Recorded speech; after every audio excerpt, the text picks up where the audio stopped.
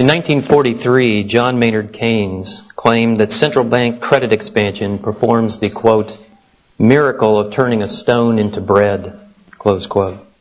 History has revealed Keynes's miracle as a counterfeit, producing not higher standards of living, but crises and depressions. Economic growth requires genuine capital accumulation. That is, the construction of an enlarged capital structure by saving and investing. The counterfeit miracle of central bank monetary inflation generates only a boom-bust. At first, the credit expansion appears to be a stimulated process of economic growth. Interest rates fall, capital values rise, and entrepreneurs profit by building up the capital structure. The capital construction cannot be completed, however, since genuine saving is insufficient. The boom rests on a lie, namely artificially low interest rates. And once the lie is exposed, the boom must end and the bust must follow. Japan has experienced both the genuine miracle of the market and the counterfeit miracle of the state for the past 150 years. International trade with the West began in earnest in the 1850s, and the Restoration government of 1868 supplanted the old feudal system with private property rights, freedom of trade, enterprise, and movement. In the 1880s, Japan sold most state-run enterprises to the private sector, and its economy was rapidly integrated into the International Division of Labor. The thrifty Japanese people provided ample saving for capital accumulation. Countering these forces of genuine growth, the government subsidized transportation and communications, cartelized the banking system and heavy industry, and established a central bank. In short, Japan imitated the mercantilist system of Great Britain, complete with an empire, albeit on a regional scale. The Japanese empire, like the British one, was founded on the International Division of Labor, in this case with its Asian neighbors, including Manchuria, Formosa, and Korea. But the financing power of Japan's debt and monetary inflation was put into the service of its warfare state. Thus, the rise of Japan to a great industrial power prior to the First World War was part genuine economic growth, part build-up for the state, and part boom-bust. Japan's economic development, like America's, was given a tremendous boost by its policy of neutrality in the First World War. Japan's trade with Asia increased enormously as former trading partners went to war with each other. And like America, Japan inflated during the war on the base of huge gold reserves that were built up by burgeoning trade surpluses. The inflationary boom lasted until 1920, and a deflationary collapse followed. The massive earthquake of 1923 set up the next round of monetary inflation by the Bank of Japan to finance reconstruction spending. That boom came to an end when heavy outflows of gold led to a deflationary collapse in 1927 and was followed by a depression until 1931. Just as the Great Depression was gearing up in the West, Japan was embarking on another round of government spending, debt, and monetary inflation. This time the expansion was devoted to building up the Army and the Navy. For all the belligerents in the Second World War, the conversion to a war economy meant centralized political control of economic activity. In Japan, it was a natural extension of the military buildup of the 1930s that the cartels, in league with the government, would run the war economy, since the cartels dominated heavy manufacturing and banking. During the war, control over banking was further centralized in the Bank of Japan, and the Industrial Bank of Japan became the financing agent for war production. So completely was the economy transformed into a war machine that when the fighting ended, the productive capacity of the economy was almost entirely worthless for consumer goods production. Tragically, the occupation authority which ran Japan after the war prevented economic reconversion. It imposed punitive taxation and labor unions, dissolved the cartels, and confiscated land. More importantly, America poured $1.6 billion of foreign aid into Japan between 1945 and 1949, which permitted the Bank of Japan to further inflate the money stock, already tremendously inflated at the close of the war. Hyperinflation ensued, with wholesale prices increasing 13-fold from April of 46 to March of 49.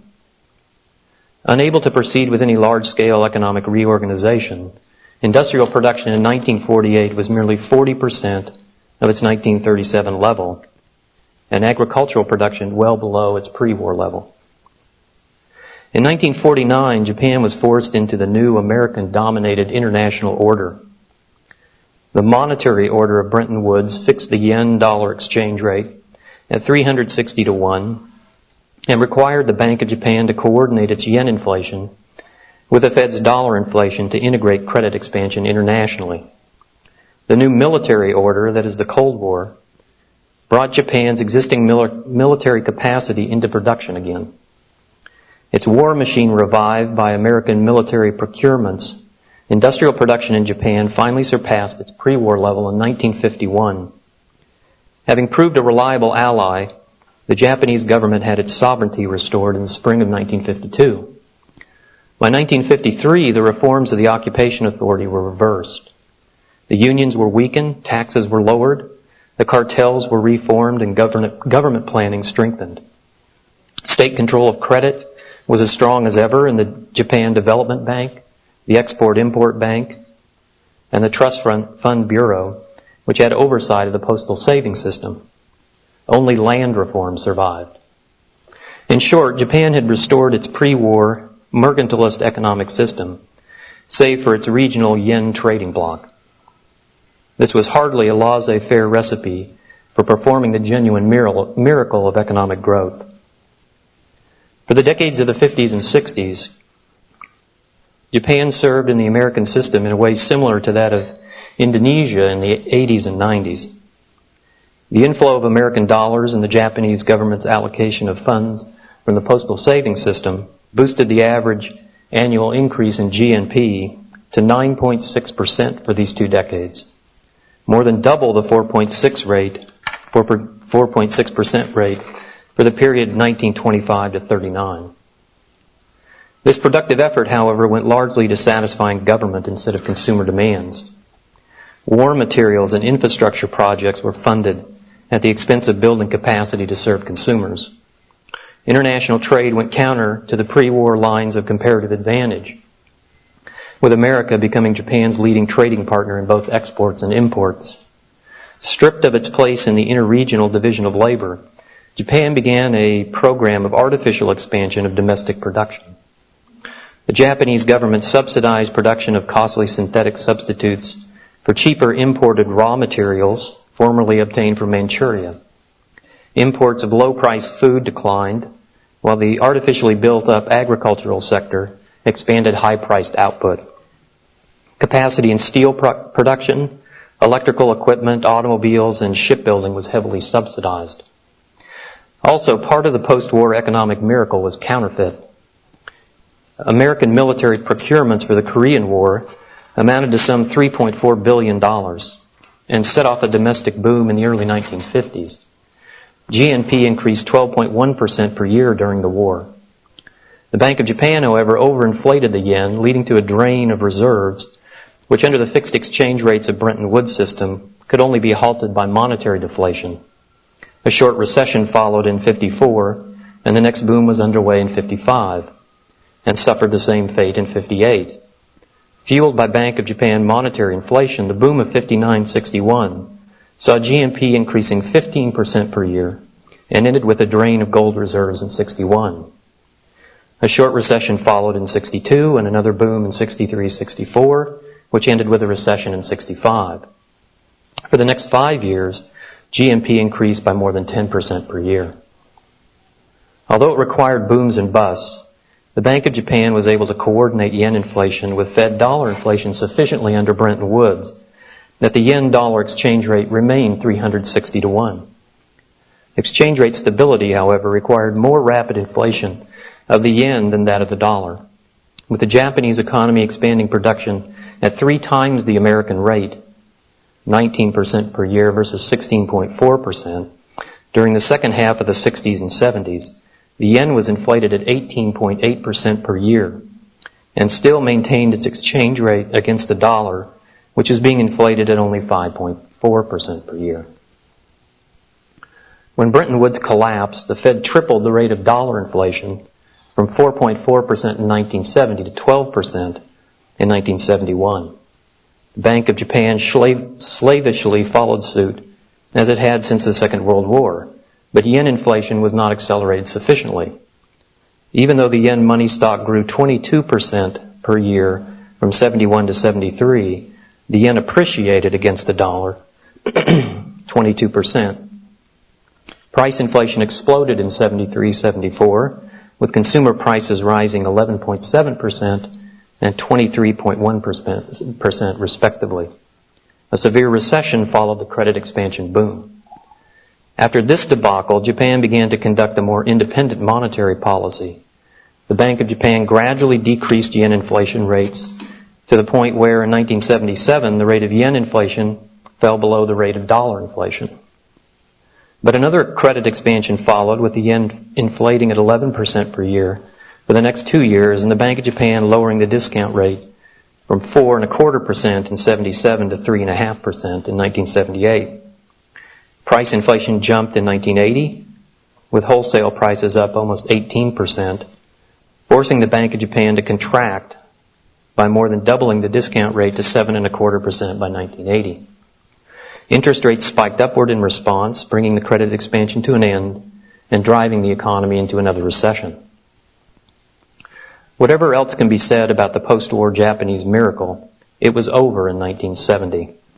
The average annual increase in GNP from 71 to 79 was 4.6%, and from 1980 to 1990, it was an even more anemic 4.1%.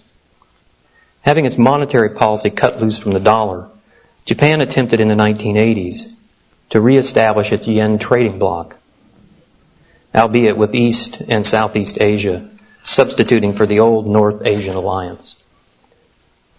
In the first half of the 1980s, this goal could not be attained, since the international demand for the dollar outstripped that for the yen. Despite the Bank of Japan inflating the yen at rates lower than the Fed's inflation of the dollar, the yen declined 24% against the dollar, and consumer goods prices in Japan rose 2.7% per year from 81 to 84. In 1985, however, the strategy began to be realized. The Plaza Accord that year, in which the leading industrial nations agreed to support a stronger yen and a weaker dollar, gave room for an inter-regional yen monetary inflation and credit expansion.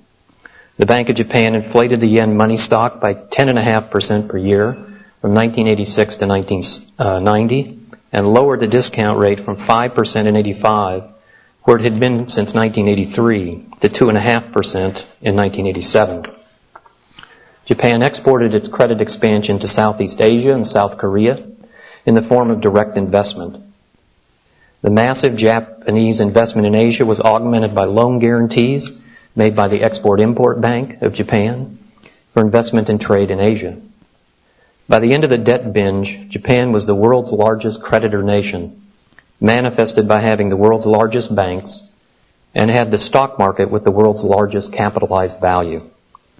Despite the massive yen inflation, the yen appreciated 50% against the dollar from the beginning of 85 to the end of 88, and consumer goods prices in Japan rose only 0.5% per year, while wholesale good prices fell 4.6% per year, indicating the growing yen money demand, international as well as domestic, was absorbing the monetary inflation. But supremacy of the yen was short-lived.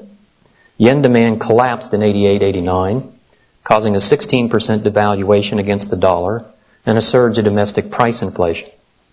The Bank of Japan hit the monetary brakes, drastically cutting yen inflation from 12% in 1990 to 4% in 1991, and then to 1.2% in 1992. The discount rate was raised from 2.5% in 88 to 6% in 1990. The end of the credit expansion doubled interest rates, while the reduction in yen inflation helped push the yen-dollar exchange rate up 22% from 1989 to 1993. Japan had experienced what America discovered in the wake of the collapse of Bretton Woods. Generating an international credit expansion succeeds so long as increases in money demand keep price inflation in check. Japan's restoration of a yen trading bloc in Asia was cut short by America reasserting the dominance of the dollar, first in Canada, Mexico, Latin America, and South America, and then in Asia and Eastern and Central Europe. The yen had little chance against the world's reserve currency, and the yen-based credit expansion collapsed in 1990. Although Keynes is the author of its economic destruction, Japan has looked to him for rebuilding advice. Japan has tried 9 stimulus packages since 1990 for a total value of $888 billion.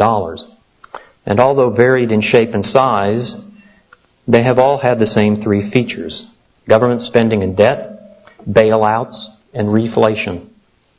Making matters worse, taxes have been raised several times since 1989, so that the government now extracts over 30% of GDP, up from 18% in 1965. The tax cut of 1998 was too small to reverse this trend.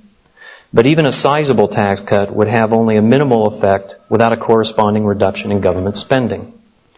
A depression will persist until the malinvestments of the boom are liquidated and the capital structure is reconstructed to best satisfy consumers. Fiscal expenditures delay liquidation and reconstruction, since government spending always strives to bail out and subsidize the existing production structure. Moreover, the national debt in Japan was run up to pay for the spending binge, a policy that has further impaired already injured credit markets.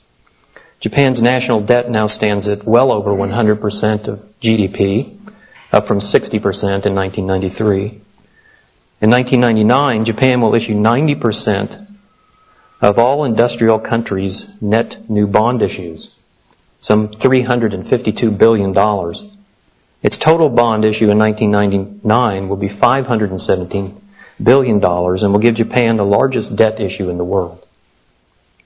The burgeoning debt load led Moody's Investors Service to downgrade Japan's sovereign credit rating in April of this year, as it had top Japanese banks and corporations last year. Despite Keynesian predictions, mountains of government debt have done nothing to stimulate the economy. GDP fell 2.8% in 1998, or to alleviate private sector debt. Estimates in March of this year put the bad debt of private businesses at $720 billion, which was down only 0.7% from a year earlier, despite write-offs. In August of 98, Japanese banks had an admitted $600 billion in bad loans, with another $625 billion loans with higher than normal default risk. The banks still had, in July of 98, $1.56 trillion in real estate loans on their books, much of it lent to developers with half-finished hotels, defunct golf courses, and dilapidated rental properties, while real estate prices have fallen 80% from 91 to 98. Banks are also still heavily invested in Japanese stocks, while the Nikkei was down 64% from 1990 to 1998. The government's answer to the financial debacle has been bailout funds. Late in 98, a $514 billion bailout fund was set up. Funds will go to shore up Deposit Insurance Corporation, to buy shares of stock in troubled banks, and to nationalize, restructure, and liquidate failed banks. For the favor of having the government become part owner, the banks must cut payrolls, slash overseas ventures, and write off bad loans. Regardless, 15 of Japan's top banks lined up for the bailout money. Their fate may or may not be better than that suffered by Long-Term Credit Bank and Nippon Credit Bank, which were nationalized in 98. Bailouts have also been extended to corporations. In November of 1998, Nissan Motors requested an $833 million loan from the government-run Japan Development Bank, while Small Business Finance Corp. Increased its lending to small business 15% in 97 and another 11% in 1998. The government has also attempted to bail out its interests in Southeast Asia and South Korea, which were built up during the boom. As late as 97, Japanese banks still held 38% of the total outstanding foreign corporate debt loans in Indonesia, amounting to some $58 billion. In Thailand, Japanese banks held $38 billion in debt, while American banks held only $5 billion. Enterprises in South Korea had borrowed $25 billion from banks in Japan. In response, the Japanese government provided $20 billion in bailout money to guarantee bank loans made to interests in Thailand, Indonesia, and South Korea. The Bank of Japan has tried reflation throughout the 1990s. The discount rate was lowered from 6% in 91 to 0.5% in 1997. But the banks refused to expand credit and instead simply absorbed the new money to hold as reserves against bad loans. Blocked from domestic credit expansion, the Bank of Japan tried to expand Japanese bank credit overseas with the yen carrying trade. Investors would borrow yen at low interest rates, convert the yen to dollars and other currencies, and buy higher return assets overseas. This put downward pressure on the yen, which increased the profitability of the strategy. The yen-dollar trade was active from mid-1995 to mid-1998, as the yen fell 83% against the dollar. But in July of 98, the yen began to appreciate again, losses ensued, and the trade dried up. This policy exacerbated the financial debacle in Asia by greatly expanding credit for 3 years and then suddenly shutting it off. The financial debacle in Asia then saddled Japanese banks with more foreign bad debt. In response, they cut foreign lending in the first quarter of 98 by 12%. This cut is the latest in a downward trend that has left the once dominant Japanese banks with the same global market share that they had in the early 1980s. In this morbid condition, banks are incapable of performing their function as financial intermediaries. Any added reserves they acquire must be used to pay down bad loans instead of expanding credit. From 95 to 98, banks' bad loan write-offs were $300 billion, while banks reduced their loans 2.7% in 97 and another 5.4% in 98. This is why enormous increases in the monetary base, 10% from mid-97 to mid-98, have had little effect on broader monetary aggregates, which rose only 3.5%. Keynesians have mistakenly viewed the impotency of the Bank of Japan as a liquidity trap. But the failure of reflation to generate another credit expansion is not the result of investors hoarding money because they all expect interest rates must rise from their low levels. It is the enormous burden of the bad debt that leads banks to hold cash instead of expanding credit. Moreover, it is not the lack of animal spirits that keeps businessmen from investing. Instead, it's their debt burden, their already excessive and mal-invested capital capacity, and the uncertainties of reconstructing the capital structure during a depression. In any case, in 1997, the Bank of Japan had already taken the advice belatedly given in mid-1998 by Paul Krugman to bypass the banks and use newly created yen to buy bonds directly from private holders. From October of 97 to October of 98, the Bank of Japan's holding of commercial paper went from zero to $117 billion. Today, the Bank of Japan is the single largest holder of commercial paper in Japan, owning 1/3 of the total. The Ministry of Finance and the Bank of Japan have also been buying government bonds directly from private holders. Together, they now make up 53% of the $2 trillion market for Japanese bonds. And yet the banks are still paralyzed and the economy is still slumping. Moreover, risk-averse savers have been shifting their funds away from banks and into the postal saving system, giving the government even more scope to circumvent the banks. In recent years, funds in the system have been increasing at 9% per year, so that today $2 trillion, which is more than the total savings in banks and 1/3 of all saving in Japan, is under government control. Not surprisingly, bureaucrats have squandered the funds. In 1997, for example, the government channeled $5.3 billion into building a high-tech bridge tunnel spanning Tokyo Bay that will, by the government's own estimates, suffer losses until the year 2038. Constructing more loss-producing ventures is hardly the remedy for depression. While government spending, bailouts, and reflation serve only to prop up malinvestments of the boom and further delay the reconstruction of the capital structure, that reconstruction is inevitable in a market economy since it functions to satisfy consumers. Bankruptcy, mergers, acquisition, restructuring, and deflation are the means the market uses to liquidate the malinvestments. Some of these forces have been waning in the last 2 years. Bankruptcies in 98 averaged 1,600 per month, and mergers and acquisitions have been on the rise in 1999. In April, holding companies, long suppressed by antitrust laws that the Allies imposed after the Second World War, were reborn. Alliances between foreign and Japanese banks began late in '98, and although most bank mergers have occurred among smaller regional banks that have not had access to bailout funds, a mega merger was announced last month which will combine 3 of the large Japanese banks into a world-class size concern with $1.3 trillion in assets. Even though the government has subsidized the merger, the new bank will restructure by cutting 17% of its workforce and in the process of eliminating its $8.7 billion losses. Other restructuring plans will help reallocate labor. NEC Electric announced an 11,600 worker layoff in February of this year, and overall in '98 the number of jobs in Japan fell by 480,000. Moreover, workers across Japan are being asked to take early retirement or cuts in compensation by the method of shoulder tapping, an example of which is asking an older office worker to chop wood. Labor, like capital, is misallocated during the boom and must be reallocated during the bust.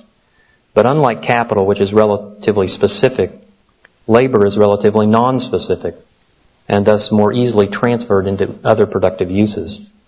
In Japan, excess capacity reached 30% and was particularly acute in steel production, metalworking, construction, automobiles, and petroleum, where the malinvestments of the boom were concentrated. In contrast, unemployment has risen only to 4.9% from its average rate in the 1980s of 2.5%. The resilience of the Japanese job market comes from the flexibility of market compensation in Japan. Unions are too weak to maintain wages in the face of business losses, especially in medium to small-sized firms. Although lifetime employment has little significance on unemployment, government employment adjustment subsidies to companies who keep employees on the payroll as window sitters distort official unemployment figures downward, making the unemployment picture look brighter. But like bank and business bailouts, these subsidies delay reorganization of production and prolong depression. But whether the unemployment figure is distorted or not, Japan's experience clearly demonstrates the fallacy of Keynesian explanations for depression. Krugman, for example, has argued that a depression occurs when the stock market crashes, causing consumption to fall, which reduces production, causing unemployment, which reduces income, which causes consumption to fall further, etc., etc. But Japanese workers have not seen unemployment-driven reductions in their income. Moreover, contrary to Keynesian concerns about underconsumption and oversaving, saving rates have been falling for the last several decades in Japan and have continued to drop during the Depression. Net household saving was 13% in 1997, 12.2% in 1998, and this year stands at 11.5%. Although the Japanese government appears to be permitting some market forces to operate more fully, it steadfastly refuses to unleash deflation. The desperate attempts of the Bank of Japan to reinflate by circumventing the banks illustrates the government's resolve. Yet this policy too depends on the dubious logic of Keynesian economics, according to which declines in aggregate demand cause prices to fall, which since costs cannot adjust downward, generate losses and thus production cutbacks and unemployment. But monetary deflation and credit contraction during a depression are the necessary financial aspects of the general liquidation of the boom's malinvestments, which were caused by monetary inflation and credit expansion. The epicenter of the financial boom and bust is the banking system. Just as the malinvestments and misallocations of the boom move along the lines of profitabilities distorted by monetary inflation and credit expansion, the reinvestments and reallocations of the bust follow the corrected pattern of profits and losses in the wake of monetary deflation and credit contraction.